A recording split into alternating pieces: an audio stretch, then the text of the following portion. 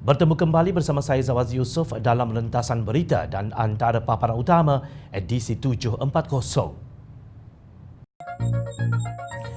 Caj perkhidmatan pembelian dalam talian, netizen berang. Kena mengambang di Sabah, gagal lagi.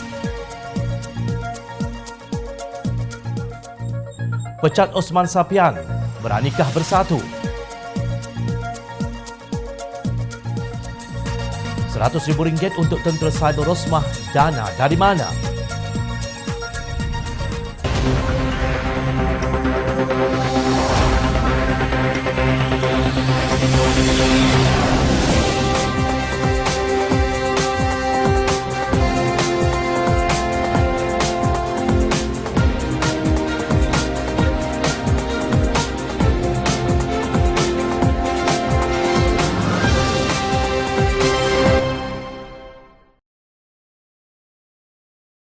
Assalamualaikum dan salam sejahtera.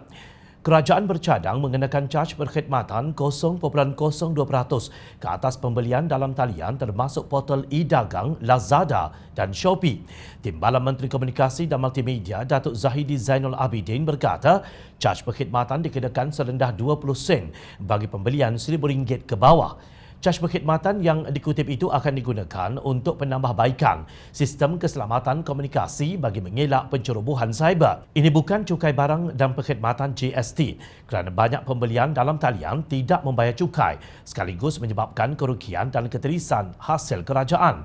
Bagi mengenakan cukai agak rumit dan perlu diluluskan Parlimen menyebabkan kita perlu memperkenalkan caj perkhidmatan ini, katanya di petik media. Cadangan tersebut serta-merta dikecam oleh pemimpin politik dan netizen yang berang. Aktivis penulis media sosial Muhammad Mukhlis Muhammad Sharif menulis, semalam tulis pasal bajet 2021 dan dari mana dana untuk biaya bajet tersebut.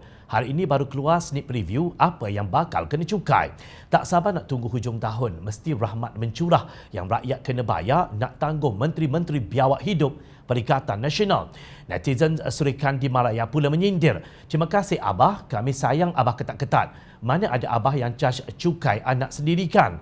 Syukur kita ada Perikatan Nasional sebagai kerajaan. Tuan Dr. Mahathir dulu tak reti nak cukai-cukai kita gini. Ala 20 sen je, ini namanya kreatif. Seorang timbalan menteri fake degree. Rakyat jangan cakap banyak. Kalau 20 sen, setiap pembelian online pun hampa bising. Macam mana Islam nak ditegakkan? Sindia Muhammad Fatih pula dipercayai merujuk kepada kelulusan Zahidi yang dipersoal. Sementara itu, netizen Imlan Adabi berkata, timbalan menteri lulusan Global University buat kenyataan yang merumitkan kerajaan Tan Sri Muhyiddin Yassin. Kena panggil Viviana ajar timbalan menteri buat ujian atas pokok, tulisnya sinis. Setiausaha Agung Keadilan Datuk Seri Saifuddin Nasiruddin Ismail membidas Zahidi apabila sibuk mencari pasal dengan anak muda dan memfitnah Viviana. Rajin pula cari jalan untuk membebankan rakyat. Semasa negara sedang dilanda pandemik dan ramai rakyat terjejas pendapatan, kerajaan PN ingin memperkenalkan cukai baharu terhadap pembelian e-dagang. Dahlah bayar SST dan kos perhantaran, sekarang perlu bayar cukai tambahan pula. Apapun syabas dan tahniah penyokong kerajaan Perikatan Nasional. Sementara itu, Setiausaha Agung DAP Lim Guan Eng menyarankan bantah caj tambahan ini. Mengapa perlu bayar lagi kepada kerajaan untuk sesuatu pembelian bila kita sudah pun bayar untuk capaian internet? Ini bayar 2 kali. Sementara itu, Setiausaha Pemuda Amanah Nasional Muhammad Fazil Ahmad pula secara sarkastik berkata, eloklah, waktu ini memang terbaik untuk kerajaan perkenalkan cukai apapun. Rakyat dah tak kisah pun asalkan bukan DAP dan Perdana Menteri pandai baca doa. Rakyat sekarang pun tengah kaya raya. Dengan e-wallet RM50 yang kerajaan bagi, boleh belanja setahun pun tak habis. Begitulah respon pihak yang merasa terhiris jantung yang menyambung talian nyawa akibat cadangan daripada sang kuasa yang punya banyak wang untuk dijolikan bagi menyara bilangan menteri dan timbalan menteri bersaiz raksasa. Entah apa kaitannya cukai perkhidmatan ini dengan serangan cyber yang disebut oleh Zahidi pun rakyat terpinga-pinga. Sungguh inilah hadiah daripada Perikatan Nasional kepada seluruh rakyat Malaysia pasca menyambut kemerdekaan 63. Kerajaan Pakatan Harapan mengurangkan harga internet sehingga separuh dan pada masa yang sama meningkatkan kadar kelajuan internet sehingga 2 kali ganda. Kerajaan Tebuk Atak pula mahu mengenakan cukai baharu terhadap rakyat semasa negara dilanda pandemik. Tahniah. Inilah agaknya yang mereka maksudkan dengan menyelamatkan rakyat Malaysia. Pengisytiharan pembubaran Dewan Undangan Negeri Sabah adalah mengikut perlembagaan dan sah. Ketua Menteri Sabah Datuk Seri Muhammad Syafiee Apdal bertindak menurut Perlembagaan Sabah dalam memohon Yang di-Pertua Negeri Sabah Tun Johar Mahiruddin untuk membubarkan Dewan Undangan Negeri. Dalam pada itu, panel 3 hakim diketuai Datuk Abdul Karim Abdul Jalil membuat keputusan sebulat suara menolak rayuan Tan Sri Musa Aman bersama 32 ahli Dewan Undangan Negeri bagi menggantung pembubaran Dewan Undangan Negeri Sabah. Panel hakim turut disertai Datuk Abu Bakar Jais dan Datuk Supang Lian menetapkan keputusan itu selepas bersidang selama 2 hari bermula Isnin lalu.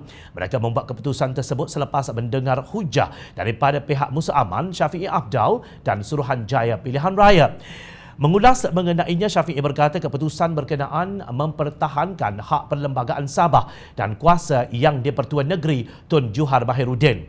Saya amat gembira melihat keadaan ini. Keputusan ini berdasarkan bagaimana pandangan hakim yang telah mendengar kes ini berlandaskan perlembagaan dan perundangan di negara kita. Katanya, seperti dipetik Astro Awani.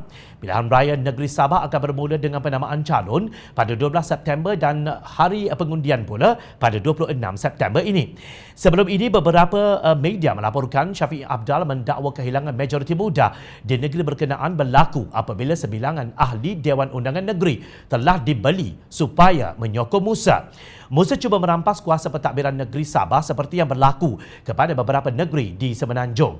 Justru Syafiee Apdal meminta semua pihak menerima keputusan Mahkamah Rayuan yang menolak rayuan 33 ahli Dewan Undangan Negeri berkenaan.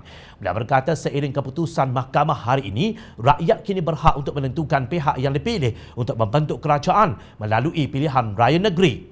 Sebelum itu, pimpinan Pakatan Harapan dalam satu kenyataan menyifatkan pembelian wakil rakyat dalam cubaan menggulingkan kerajaan Sabah itu sebagai jahat, tidak demokratik dan tidak bermoral.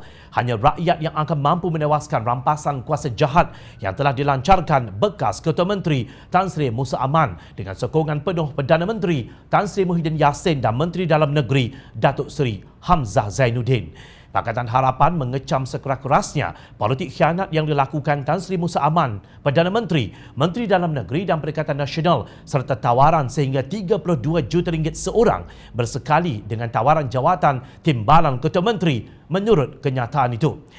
Pimpinan Pakatan Harapan juga mengecam cubaan rampasan kuasa di tengah-tengah usaha negara membendung wabak COVID-19. Menurut mereka, tindakan Musa itu sangat tidak bertanggungjawab. Nampaknya kesihatan orang ramai bukanlah keutamaan berbanding usaha merebut pangkat dan kuasa, kata kenyataan yang dikeluarkan bersama oleh Presiden Keadilan Datuk Seri Anwar Ibrahim, Presiden Amanah Muhammad Sabu dan Setiausaha Agong DAP Lim Guan Eng. Di samping itu, Syafiee mahu siasatan secara menyeluruh dilakukan terhadap tindakan pihak tertentu yang mengganggu gugat ketenteraman ahli Dewan Undangan Negeri Kerajaan Sabah. Sekarang, apa perkembangan siasatan Suruhanjaya Pencegahan Rasuah Malaysia dan pihak polis berhubung laporan yang dibuat oleh ahli Dewan Undangan Negeri Moyong, Jennifer Lasimbang, berhubung dua lelaki yang memintanya melompat parti. Saya sudah buat laporan polis. Antara isi kandungan laporan ialah untuk meminta polis untuk membuat siasatan terhadap orang yang membuat tawaran dengan saksi-saksi dan bukti-bukti yang ada, katanya dipetik portal Borneo Today. Jennifer membuat laporan itu di Ibu Pejabat Polis Daerah IPD Penampang pada 23 Julai lalu selepas dua lelaki dipercayai ejen politik datang di kediamannya sehari sebelum itu. Tolong jangan jadikan negara ini bahan ketawa satu dunia kerana menternak kera yang mengambang. Jadilah ahli politik yang budiman demi melestari sistem demokrasi berperwakilan di negara ini.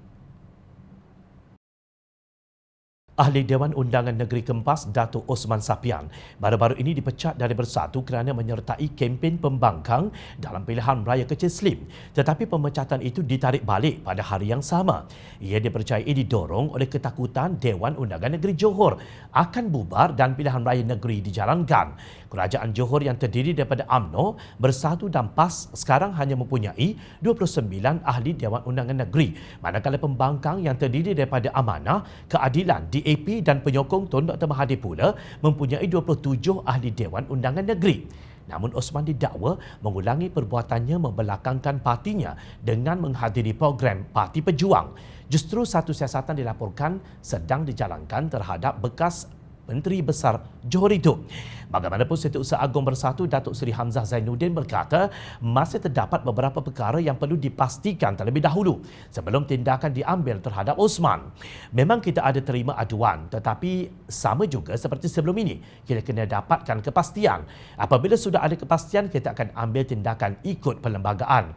Buat masa ini kita masih siasat, katanya di petik media.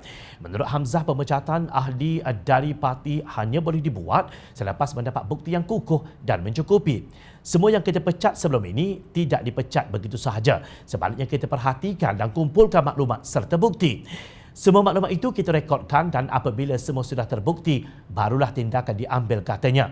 Sama ada akan berlaku perubahan kerajaan di negeri Johor jika Osman bertindak memberikan sokongan kepada pembangkang bergantung kepada beberapa ahli Dewan Undangan Negeri Bersatu. Yang lain kini menyokong Tan Sri Muhyiddin Yassin. Saya diberitahu Istana Johor lebih sedia membubar Dewan Undangan Negeri Johor jika hanya 1 atau 2 kerusi majoriti sahaja dalam Dewan. Ini bermakna perubahan kerajaan hanya akan berlaku jika beza ahli Dewan Undangan Negeri sehingga 4 atau 5 orang lebih. Jika hanya 1 atau 2 sahaja beza, saya percaya Dewan Undangan Negeri Johor akan dibubarkan sebagaimana Sabah, kata ahli Dewan Undangan Negeri Pado dari DAP Syekh Omar Ali kepada Malaysia Deadline. Menurut laporan itu, Osman kini sedang membuat onar dan kemungkinan akan beralih kepada pembangkang kedudukan Dewan Undangan Negeri Johor dikatakan bakal tergantung menjadi sama, iaitu 28 nisbah 28. Ini menyebabkan Speaker Dewan Undangan Negeri Suhaizan Kayat dari Amanah mempunyai kuasa penentu untuk meluluskan sesuatu usul dalam sidang Dun Johor. Saya ada kuasa penentu jika undi sama banyak, kata Suhaizan seperti dipetik. Jika Suhaizan memihak kepada pembangkang dalam memberikan undi penentunya, kerajaan Johor boleh jatuh dan besar kemungkinan Dewan Undangan Negeri akan dibubarkan untuk membolehkan pilihan raya diadakan semula. Dewan Undangan Negeri Johor akan bersidang selama 2 hari, iaitu Khamis dan Ahad ini, berhadapan dengan sikap menteri dan timbalan menteri yang tidak begitu cerdik dalam tindakan mereka. Kerajaan yang dikuasai Bersatu kini ibarat telur di hujung tanduk. Gempar. Ya, ini berita gempar. Bekas pemandu Datin Seri Rosmah Mansor, Datuk Rizal Mansor, mendakwa isteri Datuk Seri Najib Razak itu seorang yang amat mementingkan imej. Beliau menyalurkan RM100,000 sebulan untuk pasukan tentera cyber bagi menangkis tanggapan negatif. Rizal berkata demikian dalam keterangan di Mahkamah Tinggi Kuala Lumpur dalam perbicaraan rasuah kes projek solar hibrid untuk sekolah luar bandar di Sarawak. Pada 2012, saya telah menubuhkan satu pasukan Cyber Troopers atas arahan Datin Seri Rosmah. Pasukan yang diuruskan oleh saya ini ditugaskan untuk memantau kandungan-kandungan media sosial yang kritikal atau memberikan persepsi negatif terhadap Datin Seri Rosmah, dakwanya seperti dipetik media. Rizal berkata Rosmah sangat mementingkan imej, reputasi dan tanggapan terhadapnya sebagai seorang isteri Perdana Menteri. Datin Seri Rosmah sentiasa mahukan publicity dan liputan media ke atas aktiviti-aktiviti yang dijalankan oleh beliau, dakwa Rizal. Sebelum itu, pasukan pembelaan Rosmah memohon mahkamah supaya melarang laporan media dibuat terhadap keterangan Rizal. Bagaimanapun, permohonan tersebut ditolak oleh Hakim Muhammad Zaini Mazlan. Rosmah berdepan pertuduhan meminta RM187.5 juta dan 2 tuduhan menerima suapan RM6.5 juta daripada pengarah urusan Jepak Holdings, Saidi Abang Samsudin. Suapan tersebut didakwa diterima menerusi Rizal sebagai upah membantu Jepak mendapatkan projek bersepadu sistem suria fotovolta atau PV hybrid serta penyelenggaraan dan operasi genset diesel untuk 369 sekolah luar bandar Sarawak yang bernilai RM1.25 bilion dari Kementerian Pendidikan secara rundingan terus. Hebat sungguh. Beliau bukan hanya merampas kedudukan Permaisuri Agong dengan menggelarkan dirinya First Lady of Malaysia atau FLOM, malah memiliki tentera cyber sendiri. Untuk rekod, pada 5 Februari lalu, mahkamah diberitahu pejabat Perdana Menteri PMO menerima arahan untuk menamakan bahagian pengurusan penyelarasan program Perdana Menteri membabitkan Rosmah sebagai bahagian First Lady of Malaysia. Bagaimanapun pengarah bahagian keurusetiaan dan pengurusan perkhidmatan PMO, Huzairi Zainal Abidin berkata tiada sebarang dokumen yang boleh menunjukkan penubuhan FLOM kerana ia hanya berdasarkan arahan lisan dan membabitkan kegunaan dalaman PMO sahaja. Bahagian FLOM ditempatkan di bangunan PMO bersama semua pegawai dan kaki tangan serta turut dimasukkan ke dalam directory laman web PMO ketika itu. Namun, penggunaan nama FLOM itu menjadi isu yang besar kerana ada pihak yang beranggapan gelaran FLOM adalah untuk Permaisuri Agong. Katanya, lapor Berita Harian. Huzairi berkata berikutan isu itu nama FLOM ditukarkan kepada bahagian khas pada Ogos atau September tahun yang sama bagi mengelakkan salah faham. Namun fungsinya tetap sama. Menurut saksi tersebut, bahagian itu tidak mempunyai bajet tersendiri untuk pengajuran program, tetapi pegawai dan kaki tangannya layak dibayar tuntutan perjalanan dan kerja lebih masa sekiranya perlu mengurus atau menghadiri majlis seperti yang diarahkan. Katanya bayaran gaji kaki tangan dan pegawai bahagian itu dibuat di bawah PMO dan perlu melaporkan tugas mereka kepada Datuk Siti Azizah Sheikh Abud selaku Ketua Bahagian Khas. Huzairi menjelaskan sebelum pemerintahan Najib, isteri Perdana Menteri hanya diberi bantuan seorang setiausaha sulit khas yang berperanan untuk menyelaraskan program yang perlu dihadiri. Beliau mengesahkan bahagian FLOM tidak pernah diwujudkan di pejabat Perdana Menteri sebelum pemerintahan Najib. Nah, kita tahu sekarang dari mana datang dana yang dicurahkan kepada Rosmah Mansur. Sudah tentu bukan datang dari kocek Najib. Itu pun pemimpin PAS yang diketuai oleh Presidennya, Datuk Seri Hadi Awang dengan bangganya bersolidariti dengan Najib pada malam beliau didapati bersalah dan dijatuhi hukuman penjara selama 12 tahun dan didenda sebanyak 210 juta ringgit berhubung 7 pertuduhan dalam kes 42 juta ringgit SRC International. Kalau ini bukan kleptokrasi, apa namanya? Rakyat memerhati. Teruskan bersama kami di Jom Channel dan layari portal jomchannel.net untuk mendapatkan berita politik tanah air. Saya Zawazi Yusof, terima kasih untuk perhatian dan penilaian anda. Assalamualaikum, salam sejahtera, kita jumpa lagi.